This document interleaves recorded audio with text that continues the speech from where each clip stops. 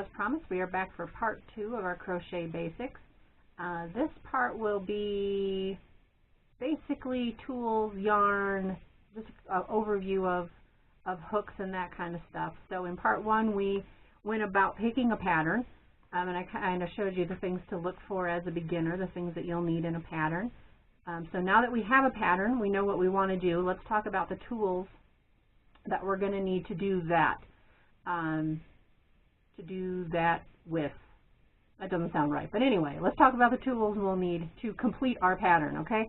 So we're going to talk about hooks, we're going to talk about different sizes of yarn, and we'll talk about some needles and stitch markers and that kind of stuff. So first let's look at some different kinds of yarn. So you will find in the craft stores some very nice, very expensive specialty yarns. See, this one has little nubbies in it. This one I got at Tuesday Morning, I think, so I paid $6 a ball for it. Originally it says it was $16, so I don't know if that's true or not. But this is very bulky, very hard to work with, very expensive.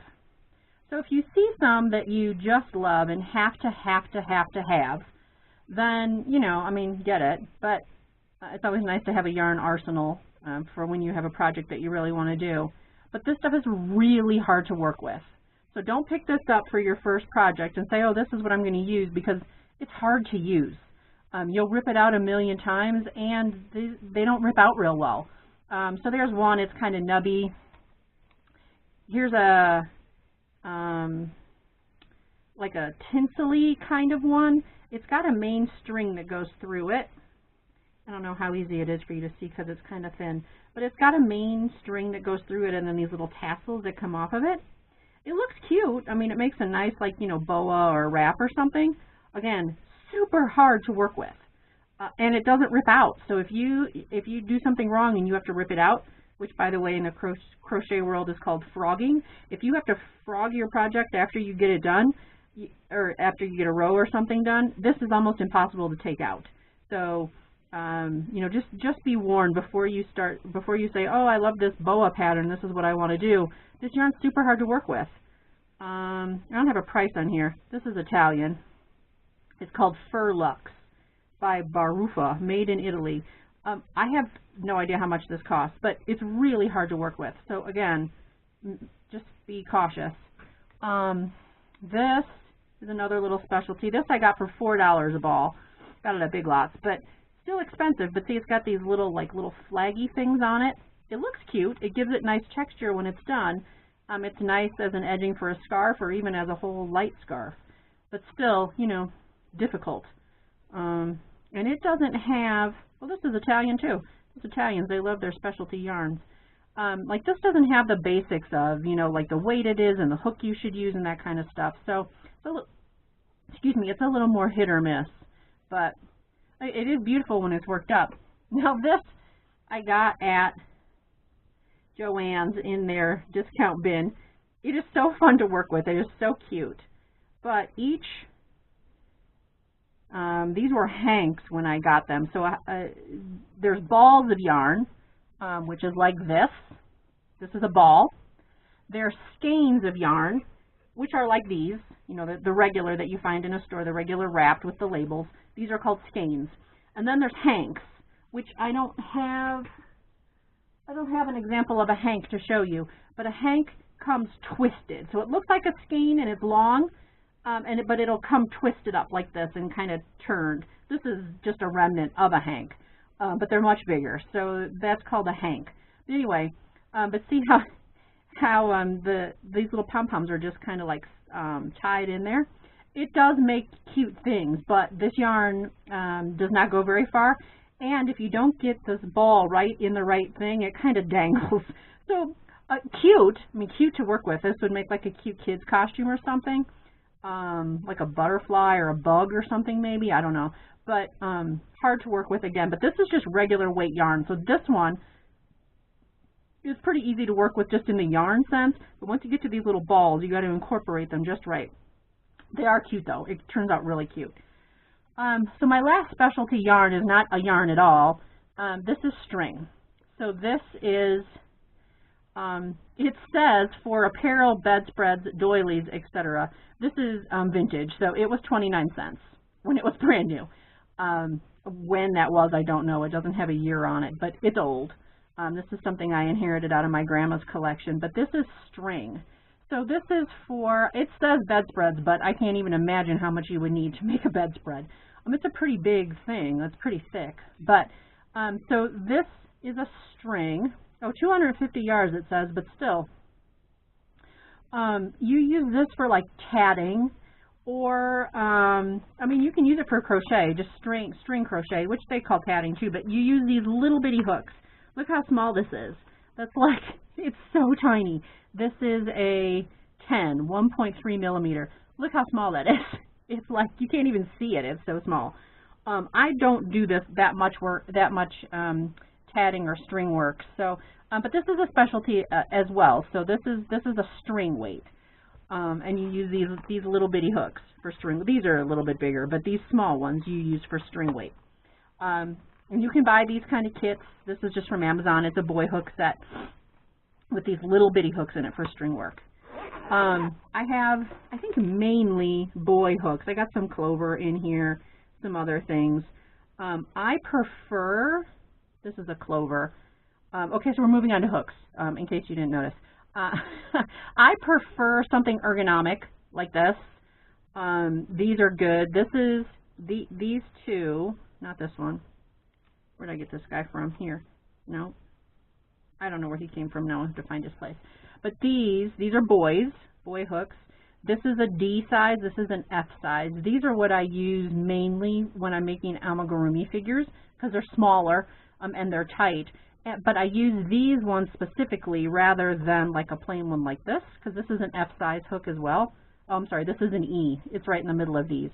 But rather than like this, I like these because when you're making the amigurumis, you hold the hook, or I hold the hook really tight because some of those stitches you really got to get in there. So I prefer this ergonomic handle. These are my favorites. You know, I have like the bamboo one, which is very nice. If I have a hook I like, but it's not ergonomic, which I know it seems very picky. Where did these come from? I know it seems very picky, but that's not where that came from. I should have paid attention while I was pulling some of these things out. Now I can't get them back in the right thing. This I got from Hobby Lobby, this hook holder. I haven't had it real long. Before that, I just kept everything in a bin, which works too. You just got to search a little more for it. Anyway, this is just a pencil grip. But see how the end of this is different from like the end. I mean, yes, it's bigger, but see how it's different than the end of this? This is very sharp and very like grabby, where this is a little less. So once you are comfortable and familiar with your hooks, well, that's my one that I like. I do like that one. I'm trying to find, I must have got rid of all the ones that have the weird heads on them that I didn't like. Now see, this is a P size, so it's big. The plastic, number one, is very hard for me to work with. I prefer the metal. You can get bamboo hooks as well that are bamboo even on this part. Oh, see, this one's very different. See how this one kind of is like round and flowy, and this one is kind of more harsh here. I have a hard time with the harsh ones. They don't work real well for me, just for my style. The plastic is really hard for me to work with. I mean, I have it. I use it when I need it. But see, you can see the difference. These two hooks are about the same size. They're not quite the same size. This is an N, this is an M, but they're very similar. But see the difference? See how this one is flat, where this one is rounded more? I prefer this, the rounded kind, more than the flat. But everybody has their own style, so you just have to, luckily, crochet hooks are not real expensive. You can kind of experiment. You can find them at craft stores, obviously, but you can find them at like thrift stores and stuff. Just find a few different ones. Find what works for you. Find the ergonomic style that you like. They have ones that light up. I mean, they're crazy. I don't think most of us need those kind of things, but I used to have, I don't even know where they went now, I used to have glasses that I would wear that had lights in them. So if you're working with dark yarn or it's dark or something, or you just need extra light like I do occasionally, you can use the lighted glasses or lighted hooks or whatever you need. So like I said, this is my needle or my hook case that I keep most things in. I have my little tatting set somewhere that I use. I also have in here just pins. I have a little screwdriver just in case, an X-Acto knife just in case. I also keep, and I have a full set of them somewhere. Now I don't know where they went. My work area is kind of a mess. But I also keep a set of needles. These are sewing needles. These are the really big-eyed ones. Now, where did my good ones go? But you know, you'll need those for weaving in your ends or you know, things like that. I have a set. Hold on. I should have been more. Here they are. I should have been more prepared. I have a set that I normally keep in here. They fit in that pocket. So here's my set. This is from Amazon. I think it was $5, and there's 13 different needles in here. They're different sizes, different size eyes, different lengths. But these are not sewing needles. These are not like, you know, that you would do hand sewing with. They're blunt on the end. So these are specifically for like weaving in ends. They're called something now, but I don't remember. Maybe tapestry needles. Anyway, they're blunt on the end, so you don't really hurt yourself with them. But they're just for weaving in your ends and poking through. So keep a whole set of those, or just one if that works for you. I also keep stitch markers. So this is actually a knitting stitch marker. See how it kind of opens like a keychain and you just slip your yarn down inside of there? I used to have a set of locking markers. I don't know where they went exactly. We moved not too long ago and a lot of my stuff has not been found since. But anyway, just something. You can use a safety pin. There are some projects where you need to lock your stitches in at the end, and that's all that is a stitch marker. I prefer a locking stitch marker, but there are ones. Some of them will, some patterns will say put in a stitch marker, and really you can just use some yarn draped in there just to keep your count. But the locking stitch marker will lock in place so that you don't lose your stitch on the end. All right, so that is hooks, that is needles. I also keep a pipe cleaner in there just in case. You never know when you might need a pipe cleaner. We talked about specialty yarns. See my pretty case. So let's talk about yarn. Regular yarn, not specialty yarn. So let me get that out of the way. So we picked our pattern. Okay, I went back to my dog book. Remember from part 1, this is my Annie's Attic Blings and Things for Dogs. I picked a pattern just to show you what I'm going to look for. Okay, so this is a beginner pattern. It's just an easy stitch around. They put in some decorative things, which is very nice, but we're not going to even go that far, so it doesn't matter. So this book does not have hook sizes. It just says size 7, 1.65 millimeters, steel crochet hook, or size needed to obtain gauge. Okay, so when you're looking, hold on, let me pull this out here, put my hook case away too fast. When you're looking, and that one doesn't have it, of course. Here we go. When you're looking at your hooks, it will have, I don't know how well you'll be able to see because it's tone on tone, it will have its size. So a lot of books will say size I, size J, size whatever it is. This one doesn't. It just says size 7, which this is a G size 6. Okay, so this is one smaller. This is a 4.25 millimeter. This says 1.65 millimeter, so I don't know. Size 7.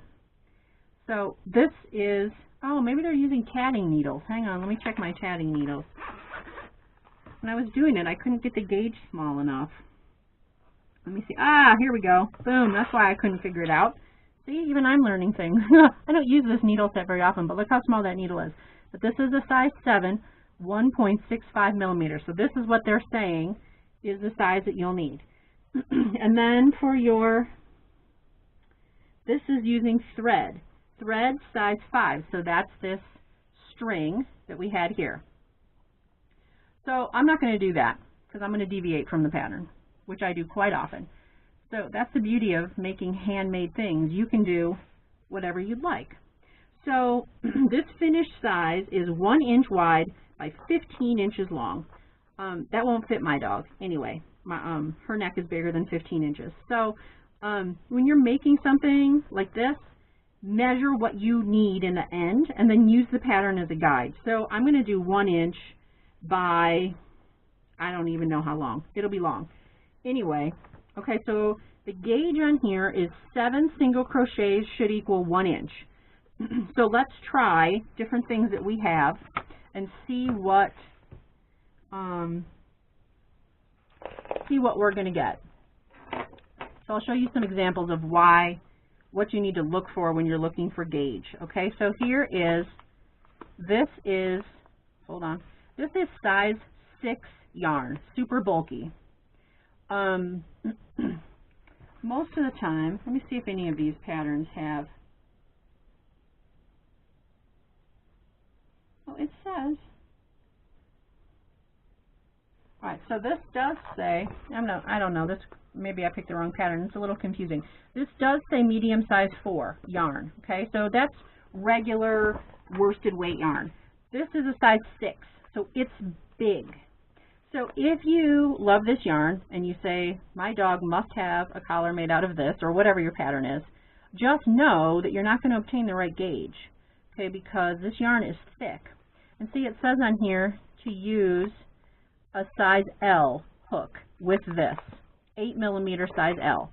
So I didn't have a size L, I have a size K, which is, it says 6.5mm, but anyway, this is a size K. This says to use a size L. So the gauge in the pattern said 7 stitches should equal 1 inch. We'll see how fat this yarn is. 7 stitches, which I did here for you as an example. 7 stitches, which doesn't want to lay flat, is how much? 7 stitches is almost 4 inches.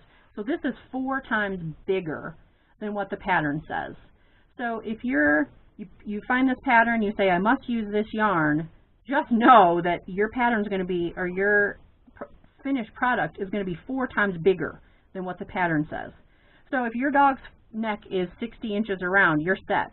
But if it's not, if you have a Chihuahua, don't use this size. It's too big for this pattern. But this is number 6. This is what a super bulky yarn looks like. They even get a little bit fatter than this. This is a pretty thin super bulky, actually. All right, so that was super bulky with a size K. So let's look at, so this is what they say to use. This is a number 4 medium. That's what they said that this pattern should use. Well, I did, it's hard to see a little bit, I think, because it's black, but this is my 7 stitches right there, 7 stitches. So, and I did it with a, where'd the hook go that I had? I did that, that's what I did with the G, size 6. And it's close. So it was supposed to be 1 inch. I came up to about 1.25 inches. So close. I got close with the size 4 and the G size hook. This would work. To me, in the pattern, you know, it has a little pull, a little give. I would accept that as meeting the pattern. I might go down to, this is a G, I might go down to my F size hook to make it even closer. I put my F away already, but so that's a size 4. This is like a regular, this is like an everyday yarn. Like this is what I use the most for general type things. It's got a normal bulk to it. It's not too thin. It's not too thick. This is like the normal size that you find on the shelf. Again, this one's from Hobby Lobby, but you can find that anywhere. That's a regular size yarn. Worsted weight, they call it, or Aran weight, A-R-A-N. So this is a little bit thinner and very pretty because it's variegated. Variegated just means multi-toned like this. So this is a size 3, which is called a lightweight yarn, and it says to use a size F hook with it, which is what this is, size F. When I did this, where's my end here? When I did this, here's my 7 stitches with the F, and I get about exactly 1 inch. So I think for the way I hold things, the way my tension is, the way this yarn works with this hook. This is exactly the size that the gauge is saying for this pattern.